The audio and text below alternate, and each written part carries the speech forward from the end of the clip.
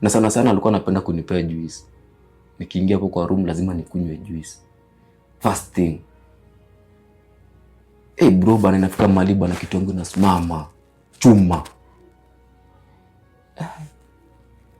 Inabidi mimi nipige shughuli, nagonga. So umezoea? Umeanza kumzoea? Inabidi nigonge. Ile uoga imekutoka? Ile uoga ishanitoka. Sasa nilikuwa napiga. Wewe mama mzee, mama miaka ngapi? Nikisema roughly ni kama alikuwa kitu 40 sana elekea 50. Unasema mama ananyonya mrija mbaya. Bro, nilikuwa naigonga nika kitu takufa nikule. Halo. Juu mimi sikuwa naelewa bado kuna zile manguvu zingine mimi. Unajua ni mara ya kwanza nashindwa. Niko ni mbaya sana. Kila asubuhi na kila jioni. Asubuhi nampiga shot 2. Sawa? Jioni nampiga shot 2. Ni wanaume sisi huvumilia vitu mingi.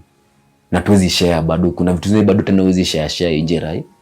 Huwezi share nje rahisi. Kuna siku kuna makastoma. Inabidi narudi kwa nyumba mkono tupu. Narudi naangalia watoto.